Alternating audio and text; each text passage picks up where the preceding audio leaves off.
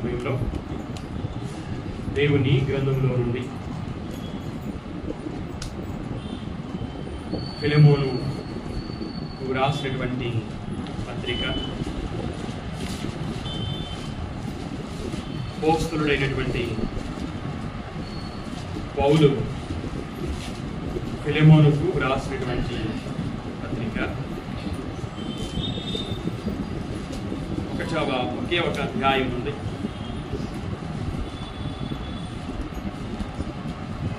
4, 5, 6 వచనాలను మనము చదువుకున్నాం. నీ ప్రేమను గూర్చి ప్రభువైన యేసు ఎడలను సమస్త పరిశుద్ధుల ఎడలను నీకు కలిగి ఉన్న విశ్వాసమును గూర్చి నేను విని నా ప్రార్థనల యందు నీ నిమిత్తము విజ్ఞాపనము చేయించు ఎల్లప్పుడూ నా దేవునికి కృతజ్ఞతాస్తుతులు చెల్లించుచు. చాలు.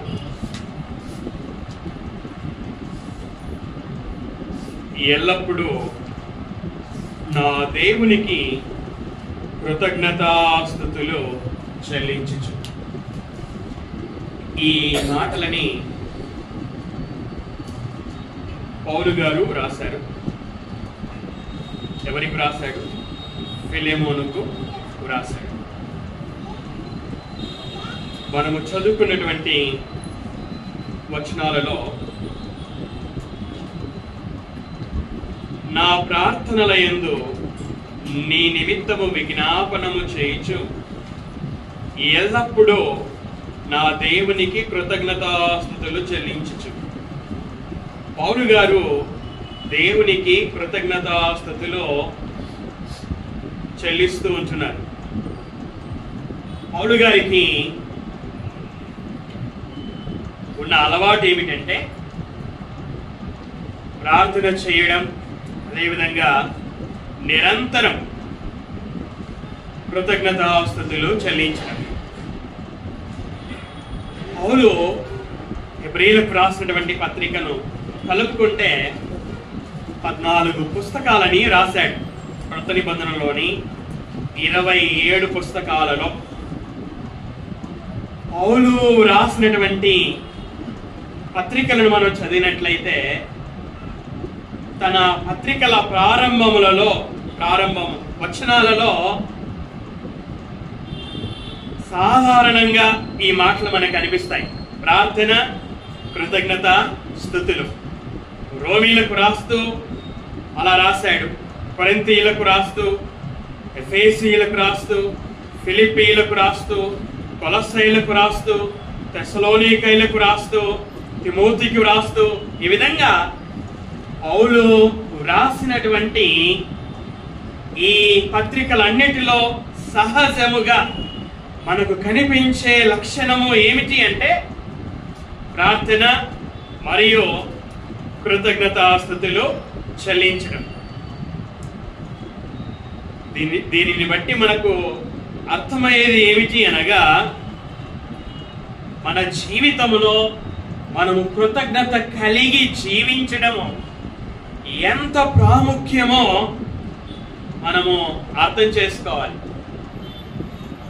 ఈ కృతజ్ఞతాస్తుతులు చెల్లించడం అనేది దేవునితో మనకు ఉన్నటువంటి వ్యక్తిగత సంబంధాన్ని నొక్కి చెబుతోంది. ఇక్కడ పౌలు గారు ఎల్లప్పుడూ నా దేవునికి కృతజ్ఞతాస్తుతులు చెల్లించుచు అని రాశాడు. ఎక్కడ ఉండి స్తుతులు చెల్లించాడంటే చెరసాలలో ఉండి స్తుతులు చెల్లించాడు. ఎక్కడ ఉండి ఈ పత్రిక రాశాడంటే చెరసాలలో ఉంటూనే ఈ పత్రికని రాశాడు. ఎవరి కొరకు స్తుతులు చెల్లించాడు అంటే ఫిలెమోను ఎవరికైతే పత్రికను రాశాడో ఆ ఫిలెమోను కొరకు దేవునికి కృతజ్ఞతాస్తుతులు చెల్లించాడు. ఎందుకు? పౌలు గారు ఫిలెమోను కొరకు దేవునికి ఎందుకు కృతజ్ఞతాస్తుతులు చెల్లించాడు అనేది ఆ ప్రాముఖ్యమైనటువంటి ప్రశ్న. అదే మనము 4, 5, 6 వచనాలు నేను మీ కొరకు చదివి వినిపిస్తాను. ఆ వచనాలు చదువుకుంటే, నీ ప్రేమను గూర్చియో ప్రభువైన యేసు ఎడలను సమస్త పరిశుద్ధుల ఎడలను నీకు కలిగి ఉన్న విశ్వాసమును గూర్చియో నేను విని. పౌలు గారు ఫిలెమోను కొరకు ఎందుకు దేవునికి కృతజ్ఞతాస్తుతులు చెల్లించాడు అంటే, పౌలు గారు విన్నాడు. ఎవరి గురించి విన్నాడో? ఫిలెమోను గురించి విన్నాడు. ఎవరి ద్వారానో విన్నాడు. ఏం విన్నాడు అంటే, ఫిలెమోనులో ఉన్నటువంటి ఆ విశ్వాసమును గురించి విన్నాడు. ప్రభు అయిన యేసు ఎడల అతడు కలిగి ఉన్న విశ్వాసాన్ని గురించి విన్నాడు. అంత మాత్రమే కాదు, అతడు కలిగి ఉన్నటువంటి ప్రేమను గురించి, దేవుని పట్ల, అదే విధంగా సమస్త పరిశుద్ధుల పట్ల అతడు కలిగి ఉన్నటువంటి ప్రేమను గురించి విన్నాడు. ప్రాముఖ్యంగా 2 విషయాలను గురించి విన్నాడు. ఒకటి విశ్వాసమును గురించి, రెండవది ప్రేమను గురించి విన్నాడు. దేవుడు ఫిలెమోను గారి జీవితములో చేసినటువంటి ఈ కార్యములను బట్టి పౌలు గారు అతని నిమిత్తమై కృతజ్ఞతాస్తుతులు చెల్లించాడు. 19వ వచనాన్ని మనం చదువుకుంటే, పౌలను నేను నా స్వహస్తముతో ఈ మాట వ్రాయిచున్నాను, అది నేనే తీర్తును. ఆయనను నీ ఆత్మ విషయములో నీవే నాకు రుణపడి ఉన్నావని నేను చెప్పనేలా. నీ ఆత్మ విషయంలో నీవే నాకు రుణపడి ఉన్నావు అనగా, పౌలు గారు ఫిలెమోను గారికి సత్యవాక్యాన్ని వినిపించాడు. దేవుడు ఫిలెమోను గారి జీవితంలో చేసినటువంటి గొప్ప కార్యాలు ఏమిటి అంటే, మొదటిది, ఫిలెమోను పౌలు గారి ద్వారా సత్యవాక్యమును అనగా రక్షణ సువార్తను వినే అవకాశమును అనుగ్రహించాడు. యేసుక్రీస్తు యొక్క మరణ, సమాధి, పునరుత్థానములను గూర్చినటువంటి రక్షణ సువార్తను వినే అవకాశాన్ని కల్పించాడు. మొదటిది. రెండవది, దేవుడు పరిశుద్ధాత్ముడి ద్వారా ఫిలెమోను గారి హృదయములో పాపమును ఒప్పింపజేశాడు. మూడవది, ఫిలెమోను గారు విన్నటువంటి రక్షణ సువార్త ద్వారా అతని హృదయములో విశ్వాసమును కలగజేశాడు, మారు మనస్సును కలగజేశాడు, యేసును ప్రభు అని నోటితో ఒప్పుకొనేటట్లుగా చేశాడు. ఈ విధంగా దేవుడు పరిశుద్ధాత్ముడి ద్వారా ఒకవైపు, అదే విధంగా తన మాట చేత మరొక వైపు ఫిలెమోను గారి హృదయములో విశ్వాసమును కలగజేశాడు.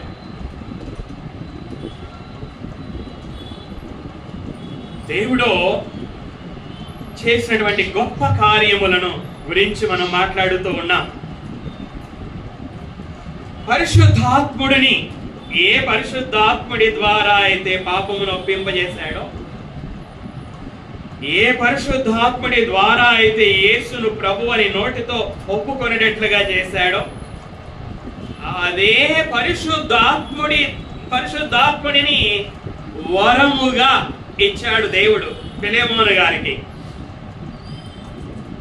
అంత మాత్రమే కాదు, దేవుడు పరిశుద్ధాత్ముడి ద్వారా ఫిలెమోను గారి ఆ హృదయములో తన ప్రేమను కుమ్మరించాడు. 2 ప్రాముఖ్యమైనటువంటి కార్యాలను మనం చూస్తూ ఉన్నాం. ఒకటి, ఫిలెమోను కలిగి ఉన్నటువంటి విశ్వాసం. రెండవది, అతడు కలిగి ఉన్నటువంటి ప్రేమ. ప్రభువైన యేసు ఎడల అతడు కలిగి ఉన్నటువంటి విశ్వాసము. రెండవది, సమస్త పరిశుద్ధుల ఎడల అతడు కలిగి ఉన్నటువంటి దేవుని పట్ల, అదే విధంగా సమస్త పరిశుద్ధుల పట్ల అతడు కలిగి ఉన్నటువంటి ప్రేమ. విశ్వాసము, ప్రేమ, ఈ రెండింటినీ కూడా దేవుడే పరిశుద్ధాత్ముడి ద్వారా, అలాగే తన మాటల ద్వారా ఫిలేమోను హృదయములో ఈ రెండింటినీ కలగజేశాడు. విశ్వాసాన్ని కలగజేశాడు, ప్రేమను కలగజేశాడు. దేవుడు అతని జీవితంలో చేసినటువంటి గొప్ప కార్యాలు ఇవి. విశ్వాసము కలిగినటువంటి ఫిలేమోను గారు, ప్రేమను కలిగినటువంటి ఫిలేమోను గారు ఈ రెండింటినీ కూడా వెల్లడిపరిచాడు, ఈ రెండింటినీ కూడా కనబరిచాడు. తన విశ్వాసాన్ని క్రియలలో కనపరిచాడు, తన ప్రేమని క్రియలలో కనపరిచాడు. కనుకనే అతని ఇంటిలో ఉన్నటువంటి అతని భార్య, అతని కుమారుడు, అతని ఇంట్లో ఉన్నటువంటి సంఘస్థులు చూడగలిగారు. పౌలు గారు చెరసాలలో ఉంటే, చెరసాలలో ఉన్నటువంటి పౌలు గారికి ఫిలేమోను యొక్క విశ్వాసమును గురించి, ప్రేమను గురించి చెప్పారు అంటే ఎలా చెప్పారు? వీళ్ళకి తెలిస్తేనే కదా, వీళ్ళ సంఘస్థులకు తెలిస్తేనే కదా, లేక సంఘస్థులు కాకపోయినా ఇతర విశ్వాసులు చూడగలిగితేనే కదా పౌలు గారికి చెప్పగలిగేది. పౌలు గారికి చెప్పగలిగారు అంటే వారు చూడగలిగారు అంటే అతని యొక్క విశ్వాసం, అతని యొక్క ప్రేమ అది వెల్లడిపరచబడినది, కనబరచబడినది, తెలియపరచబడినది. అదే పౌలు గారు ఇక్కడ రాశారు చూడండి, 7వ వచనంలో, సహోదరుడా, పరిశుద్ధుల హృదయములు నీ మూలముగా విశ్రాంతి పొందినందున. పరిశుద్ధుల హృదయాలు ఏం పొందాయట? విశ్రాంతి పొందాయి. ఎవరి మూలముగా? ఫిలేమోను గారి మూలముగా. తర్వాత, నీ ప్రేమను బట్టి నాకు విశేషమైన ఆనందమును ఆదరణయు కలిగెను. పౌలు గారికి ఫిలేమోను యొక్క ప్రేమను బట్టి విశేషమైన ఆనందం కలిగిందంట, ఆదరణ కలిగిందంట. 14 పుస్తకాలు వ్రాసినటువంటి విశ్వాస వీరుడికి ఆ విశేషమైన ఆనందమును, ఆదరణను తన ప్రేమను బట్టి కలగజేసిన వాడు. అంత మాత్రమే కాదు, పరిశుద్ధుల హృదయాలకు విశ్రాంతిని కలగజేసిన వాడు. కారణము అతడు కలిగి ఉన్నటువంటి విశ్వాసం, అదే విధంగా అతడు కలిగి ఉన్నటువంటి ప్రేమ. దేవుడు ఫిలేమోను గారి హృదయములో విశ్వాసాన్ని కలగజేశాడు, ప్రేమను కుమ్మరించాడు.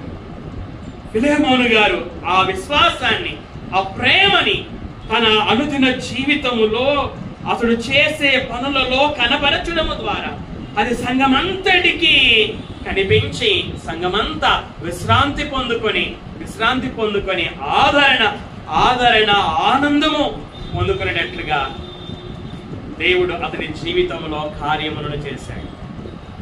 ఫిలేమోను గురించి పౌలు గారు విని ఇప్పుడు ఏం చేస్తున్నాడు? దేవునికి కృతజ్ఞతాస్తుతులు చెల్లిస్తున్నాడు. దేవా, ఫిలేమోను గారి జీవితంలో చేసినటువంటి నీ గొప్ప కార్యాలను బట్టి, ఆ కార్యాలు అందరికీ కనిపించే విధంగా నువ్వు చేసిన గొప్ప కార్యాలను బట్టి మీకు స్తోత్రాలు అని చెరసాలలో ఉంటూ దేవునికి కృతజ్ఞతాస్తుతులు చెల్లించాడు. కాబట్టి ఈ ఉదయకాలపు వేళ పౌలు గారి హృదయం కృతజ్ఞతాస్తుతులతో నిండినటువంటి హృదయం. దేవుడు ప్రజల హృదయాలలో చేసిన గొప్ప కార్యాలను బట్టి పౌలు గారు కృతజ్ఞతాస్తుతులు చెల్లించాడు రోమాలో ఉన్నటువంటి వారి కోసం. ఇలాగా ఇందాక నేను చెప్పిన విధంగా తాను ఎవరికైతే పత్రికలు రాశాడో వారందరి జీవితాలలో దేవుడు చేసిన గొప్ప కార్యాలను బట్టి కృతజ్ఞతాస్తుతులు చెల్లించాడు.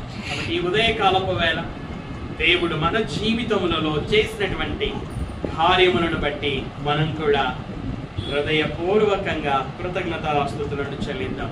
దేవుడు మనకు కూడా సువార్త వినే అవకాశం ఇచ్చాడు. మనకు కూడా విశ్వాసాన్ని కలగజేశాడు. మన హృదయంలో కూడా తన ప్రేమను కుమ్మరించాడు. కాబట్టి దేవుడు చేసిన ఈ గొప్ప కార్యములను బట్టి మనము కూడా తండ్రి అయినటువంటి దేవునికి యేసుక్రీస్తు నామమున కృతజ్ఞతాస్తుతులను